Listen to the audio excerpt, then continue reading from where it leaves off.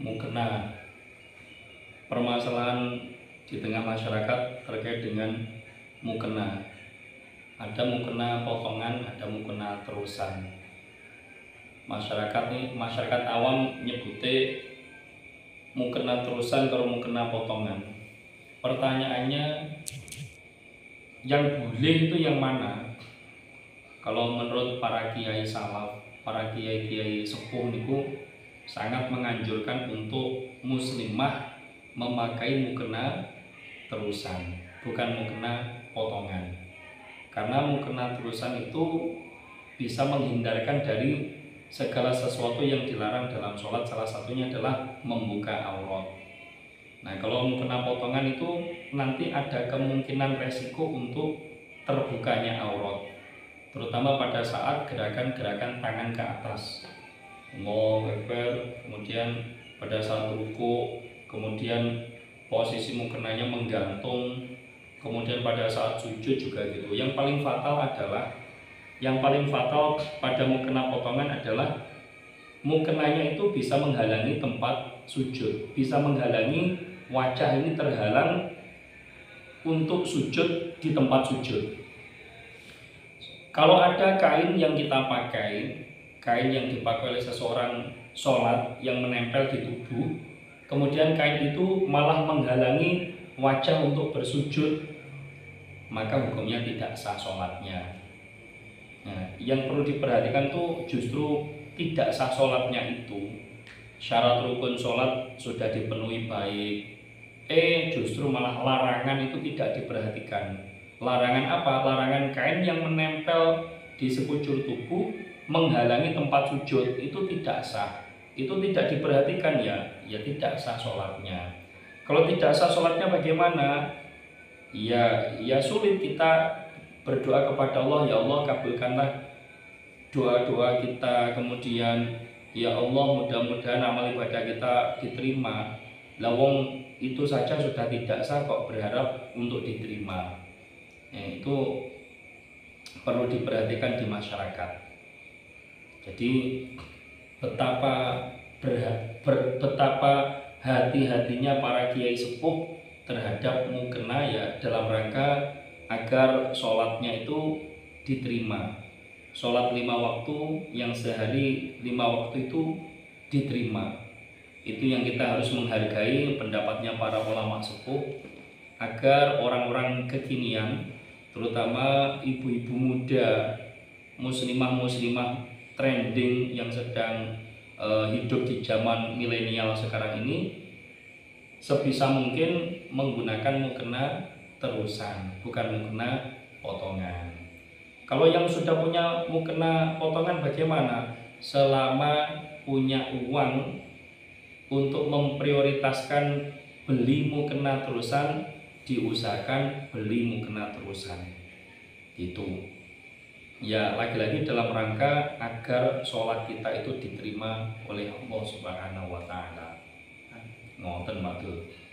Ya mudah-mudahan ini bisa menjadi edukasi maturnya, bisa menjadi edukasi pelajaran bagi masyarakat awam. Karena masyarakat awam Pak nggak hanya di sini saja Pak, di tempat-tempat lain pun bertanya tapi sungkan bertanya tentang hukum menggunakan mukena terusan atau potongan. Itu sebaiknya seperti apa? Kalau bicara sebaiknya dan yang sangat hati-hati adalah mukena terusan. Oke, cukup sekian, mudah-mudahan membawa manfaat barokah untuk kita umat Islam, agar umat Islam terutama di lingkungan kita masing-masing Batul semakin berilmu. Kalau sudah berilmu, tinggal kita ikhlas segala sesuatu yang kita kerjakan. Tapi harus didasari dengan ilmu dulu Batul.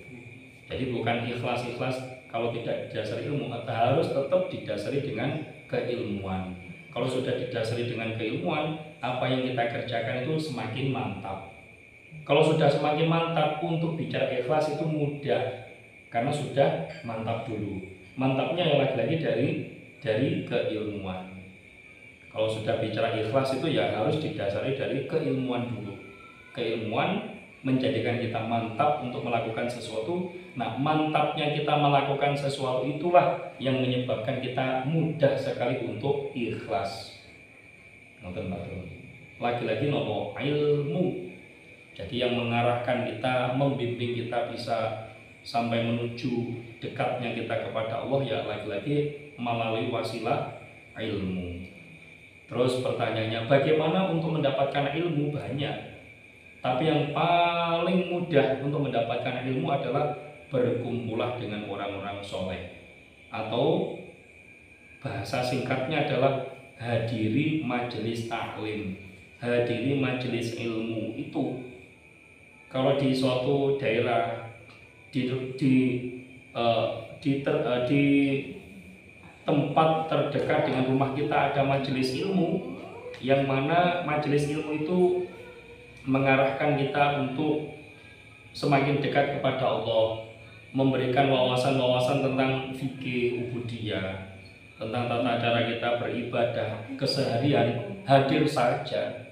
Ya lagi-lagi yang ahlu sunnah wal jamaah an-nahdiyah. Kita merekomendasikan majelis-majelis yang beraliran atau berhaluan ahlu sunnah wal jamaah an-nahdiyah. Insya Allah aman, bukan berpihak ke yang kanan atau ekstrim, tapi berdasarkan pada pemikiran-pemikiran ulama-ulama, para kiai-kiai kita, yang mana dari sisi keilmuannya itu bersambung hingga ujungnya adalah Nabi Muhammad SAW. Ketika umat masyarakat semakin berilmu, insya Allah tambah sejahtera. Kalau sudah tambah sejahtera, ya kita tinggal membuktikan apa yang digariskan oleh Allah, yaitu menjadi suatu daerah yang baldatun thayyibatun wa rabbun ghafur. Oke, cukup sekian akhir kalam. Wassalamualaikum warahmatullahi wabarakatuh.